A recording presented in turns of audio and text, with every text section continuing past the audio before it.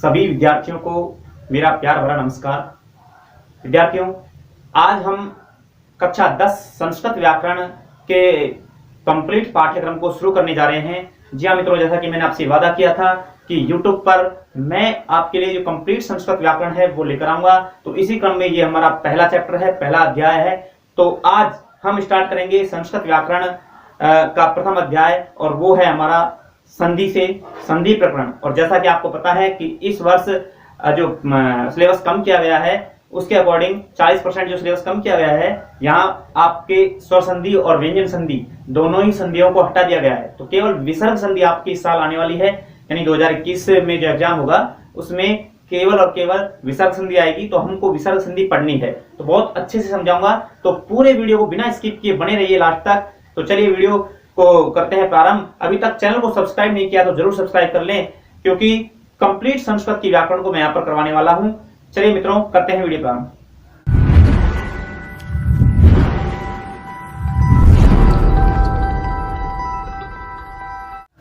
देखिए मित्रों, सबसे पहले बात करते हैं विसर्ग संधि कहते किसे हैं। तो विसर्ग संधि क्या है? विसर्ग के स्थान पर होने वाले परिवर्तन को, यानी विसर्ग के स्थान पर जो परिवर्तन होता है उसे ही क्या कहते हैं? विसर्ग संधि कहते हैं। तो आपको बस ये ध्यान रखना है कि विसर्ग चेंज होगा, अब विसर्ग जब बदलेगा तो उसे कहेंगे विसर्ग संधि। अब देखिए, विसर्ग के स्थान पर परिवर्तन किस किस प्रकार से होता है, तो वो 4 तरह से होता है। विसर्ग के स्थान पर परिवर्तन 4 तरह से होता है, इसलिए विसर्ग संधि के 4 भेद हैं। हम वो चारों भेदों को यहाँ पर पढ़ेंगे। देखिए, विसर्ग के स्थान पर अगर स हो जाता है तो उस संधि का हम नाम रखते हैं सत्व विसर्ग संधि।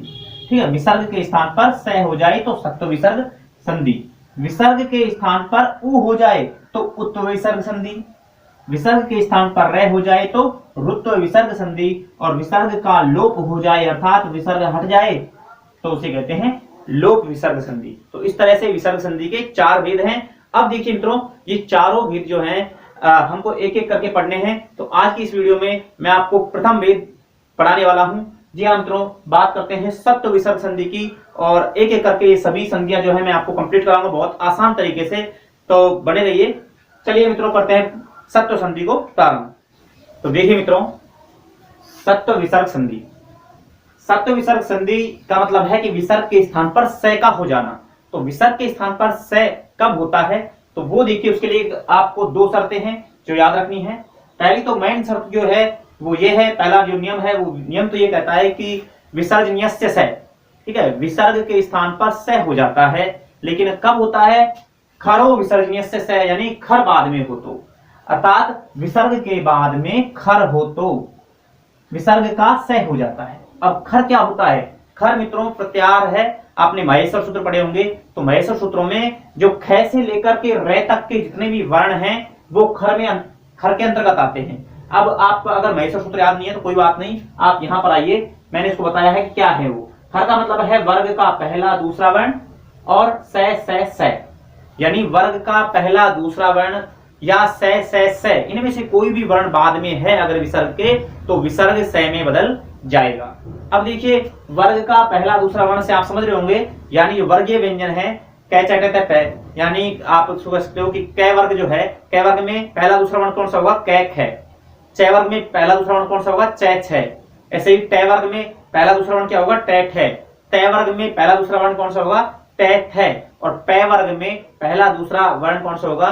प फ, यानी पहले और दूसरे वर्ण। ठीक है, और स, इनमें से कोई सा भी वर्ण अगर बाद में है तो विसर्ग का क्या हो जाएगा? स। ठीक है, विसर्ग स में बदल जाएगा। अब उदाहरण समझिए, देखिए कैसे। राम है प्लस च, राम है धन च। तो अब यहां देखिए क्या बनेगा? विसर्ग है, विसर्ग के बाद में क्या है? च। तो विसर्ग, ये जो च है ये वर्ग का पहला अक्षर है। च वर्ग का पहला अक्षर है च, च छ जय जय, है ना? तो आप जानते होंगे, तो च जो है वर्ग का पहला अक्षर है, पहला अक्षर है यानी आ रहा है, इसका मतलब विसर्ग का क्या होगा? स। तो देखिए यहां समझिए, राम है प्लस च, पहला अक्षर है इसलिए विसर्ग बदल जाएगा स में। ठीक है, इस वाले स में, दंत स में, यानी सलेट वाले स में बदलेगा। तो स्थिति ये आ जाती है कि रामस प्लस च, ये स्थिति आ जाती है। अब देखिए, यहां ये स्थिति आने के बाद अपना जो सचुत्व संधि का नियम है वो लागू हो जाता है। इस्तो सचुना सचु वो। लेकिन आपको अगर ऐसे भी याद नहीं है तो आप डायरेक्टली ये समझिए, सीधे शब्दों में समझिए कि आपको सत्व संधि का कोई नियम याद नहीं है, तो आप सीधे शब्दों में ये समझिए कि अगर विसर्ग के बाद चय वर्ग है, ये ध्यान रखना है आपको, अगर विसर्ग के बाद चय वर्ग है तो ये वाला स बदलेगा, यानी विसर्ग इस वाले स में बदलेगा। और विसर्ग के बाद यदि तय वर्ग है, विसर्ग के बाद तय वर्ग है तो ये वाला स बदलेगा। ध्यान रखना है आपको, विसर्ग के बाद चय वर्ग का वर्ण है तो ये वाला स बदलेगा, विसर्ग के बाद तय वर्ग का वर्ण है तो ये वाला स बदलेगा, और इसके अलावा कुछ भी है तो ये वाला स जो है, ये जो स है ये बदलेगा। समझ रहे हो? तो यहां पर विसर्ग के बाद चय वर्ग है तो आप इसको सीधा ही बदल दीजिए, विसर्ग के बाद चय है तो चय होने के कारण किससे हम बदलेंगे, इस जो तालव्य स है या इसको कह सकते हैं अपनी सलजम वाले जो स है उसमें बदलेंगे। तो ये स जो है वो उस स में कन्वर्ट होगा तो राम में, और ये स और चय, तो स्थिति ये हो जाती है रामश्चय। समझ गए होंगे? तो देखिए, तो समझना यह है कि विसर्ग के बाद चय आया है इसलिए ये विसर्ग बदला है इस वाले स में, तो बन गया रामश्चय। ऐसे ही विष्णु प्लस त्राता, तो त्राता में देखिए पहले अक्षर कौन सा है, तय, वर्ग का पहला अक्षर है तय, ठीक है, और तय है, तय है तो तय ना तो चय वर्ग है ना टय वर्ग है, इसलिए कौन सा से आएगा, ये वाला से आएगा, सलीट वाला से, ठीक है। इसी देखिए निहि प्लस छल, तो विसर्ग के बाद छ आया है, छ किस वर्ग का है, चय वर्ग का, चय छ, ठीक है, चय वर्ग का दूसरा अक्षर है, तो दूसरा है तो कोई बात नहीं, वही से में बदलेगा। कौन से से में, इस से में, ठीक है, तो बनेगा निस छल। आगे देखिए धनु प्लस टंकार, तो यहां पर देखिए धनु प्लस टंकार, टंकार वर्ग का पहला अक्षर है और तय वर्ग है इसलिए कौन से से बदलेगा, षटकोण वाले से में, यानी मूर्धन्य से में, तो ये से आ जाएगा धनुष टंकार। ठीक है, समझ गए होंगे कि विसर्ग के बाद वर्ग का पहला दूसरा वर्ण है या से है तो विसर्ग से में बदल जाएगा, और विसर्ग से में बदलेगा इसलिए इसका नाम हो गया सत्व विसर्ग संधि। बहुत आसान सा काम है। अब देखिए पहचानना बड़ा आसान सा है। मान लो उदाहरण ऐसे रहता है एग्जाम में, रामश्चय, आपसे पूछे इसमें संधि विच्छेद करिए, संधि का नाम बताइए, तो संधि विच्छेद तो भाई सीधी सी बात है, विसर्ग संधि आपके कोर्स में, तो आपको क्या करना है, जितने भी सह हैं इनके स्थान पर विसर्ग लगा दीजिए और बाद वाले वर्णों को लिख दीजिए, आसानी से क्या हो जाएगा, विग्रह हो जाएगा, विच्छेद हो जाएगा। देखिए ऐसे आ जाता है रामश्चय, तो ये सह के स्थान पर विसर्ग लगा दो बस, राम में है, ठीक है, और प्लस यहां पर भी विसर्ग का सह हुआ है, यहां पर भी विसर्ग का सह हुआ है, यहां पर भी विसर्ग का सह हुआ है, चाहे कोई सा विषय हुआ है, तो नाम कौन सा हो गया, नाम हो गया अपना सत्व विसर्ग संधि। सीधा लिख सकते हो सत्व विसर्ग संधि। समझ गए, बहुत आसान सा काम है नाम बताना।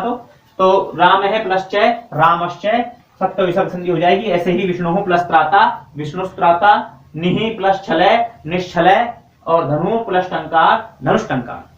आगे देखिए दूसरा जो इसका अपवाद नियम है वो इसको समझिए। ये नियम तो है वैसे वासरी, लेकिन आप नियमों के और ना भागे, केवल ये समझें कि विसर्ग के बाद यदि से इन तीनों से में देखिए ये जो है इनके लिए एक अलग से नियम और बना दिया। यदि विसर्ग के बाद ये से हैं तो से भी हो सकता है और विकल्प से विसर्ग का विसर्ग भी रह सकता है, ये नियम बता दिया।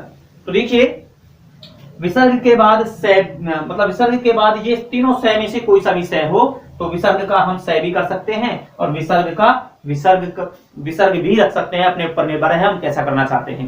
तो दोनों ही सिचुएशन यहाँ पर संभव है, विकल्प से हम कोई सा भी कर सकते हैं। लेकिन ध्यान रखने वाली बात यह है, यदि हमने विसर्ग का से कर दिया तो संधि का नाम हमें बताना पड़ेगा सत्व विसर्ग संधि, और विसर्ग का हमने विसर्ग ही रखा तो यहाँ पर तो से नहीं हुआ है, इसलिए इसका नाम सत्व विसर्ग संधि नहीं बताएंगे, हम इसका नाम बताएंगे विसर्ग संधि। सीधा बस क्या बताना है हमको, विसर्ग संधि। भाई विसर्ग का विसर्ग हुआ है तो विसर्ग संधि, विसर्ग का से हुआ है तो सत्व विसर्ग संधि, तो ये ध्यान रखना है। तो देखिए अगर से बाद में है, अब सीधी सी बात है, विसर्ग के बाद ये से है तो विसर्ग इसी से में बदलेगा, विसर्ग के बाद ये से है तो विसर्ग इसी से में बदलेगा, और विसर्ग के बाद ये से है तो विसर्ग इसी से में बदलेगा। ये तो अब बता ही चुका हूं पहले में। अब देखिए हरिहि प्लस सेते, तो यहां विसर्ग के बाद ये से है तो इसी से में बदल दीजिए, विसर्ग को बन जाएगा हरिस सेते, ठीक है। और इसका दूसरा रूप क्या बन सकता है, क्योंकि कोई सा भी से बाद में हो तो हम चाहें तो विसर्ग का विसर्ग भी रख सकते हैं, तो हरिहि प्लस सेते, ये भी सही है और ये भी सही है, दोनों रूप बन सकते हैं, हरिस सेते या हरि सेते। ऐसे देखिए निहि प्लस संदेह है, तो विसर्ग के बाद ये वाला स है, तो इसलिए विसर्ग को इस स में बदलो, बनेगा निस्संदेह है।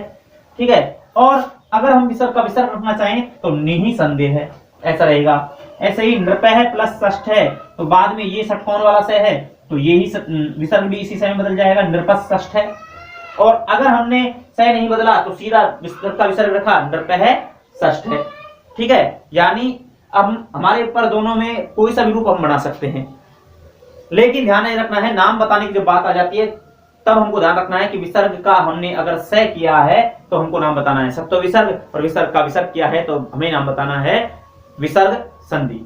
ठीक है, तो आशा करता हूं कि आपको पहला भेद समझ गए होंगे, सत्व विसर्ग संधि। अगर नहीं समझे हैं तो मेरे को कमेंट करके बताइएगा, वैसे समझ गए होंगे, इसको वीडियो को 2-3 बार देखोगे तो बहुत अच्छे से समझ में आ जाएगा, और बिल्कुल एक भी नंबर आपके व्याकरण में नहीं कटेंगे। तो अपने यार दोस्तों को, मित्रों को, रिश्तेदारों को इस वीडियो को शेयर करें, और जो भी बच्चे 10वीं में हैं उन तक इस वीडियो को पहुंचाएं, जिससे सभी बच्चे घर बैठे फ्री में कंप्लीट संस्कृत की व्याकरण सीख सकें। तो मेरा यही प्रयास है कि आपको फ्री में ये सारी जो सुविधाएं हैं वो उपलब्ध करा सकूं। जो मैं अन्य स्कूलों में जाकर सेवाएं दे रहा हूं वो काम आपके लिए फ्री में यहाँ पर उपलब्ध करा रहा हूं। तो मित्रों, अधिक से अधिक बच्चों को इस वीडियो को शेयर करें, पहुंचाएं।